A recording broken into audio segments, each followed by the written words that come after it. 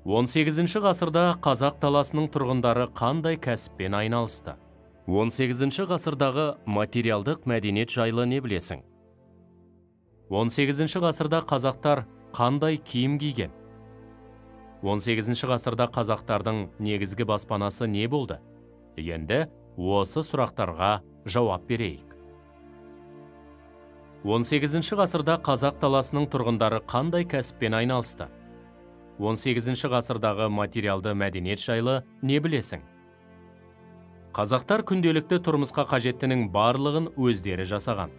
Шеберлер қайың, қарағаштан, ыдыс-аяқ, үй жиһазын, музыкалық аспаптар жасаса, ұсталар шаруашылыққа қажетті түрлі бұйымдар, қару-жарақ, ат әбзелдерін дайындады. Шеберлер мен зергерлер күміс металды пайдаланып білезік, сырға, шолпы, жүзік, алқа, сақина, қаптырма, шашпау сынды әшекей бұйымдарын дайындады. Далалықтар тұрмысында кең тараған материал тері. Теріден киім-кешек, тон, ішік және жылқы мен түйе терісінен саба, торсық, кісе, ат әбзелдерін дайындаған.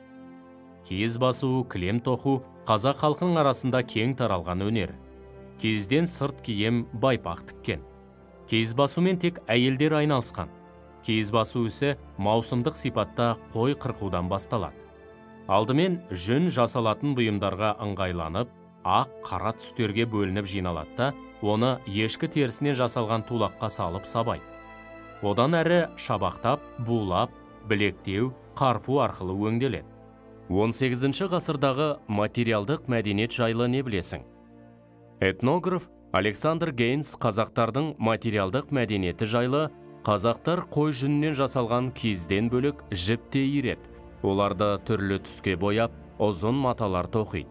Мұндай тоқмаларды кілем орнына, кейде күймелі арбаның, жолым үйдің қоршауын даярлауға және онда шымылдық құруға қолданды деп жазған. Қазақ халқы ою-өрнекке ерекше мән берген. Тұрмысқа қажетті заттар мен бұйымдарға, ыдыс-аяқтарға, киімдер мен бас киімдерге, әшекей бұйымдарға сан алуан ою-өрнектерді салып, әдемі безендірген.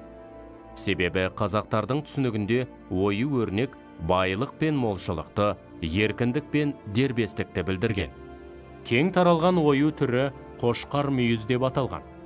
Далалықтар тұрмыстық заттар мен бұйымдарды ою-өрнек түрлерін салып жасаған. 18 ғасырда қазақтар қандай киім киген?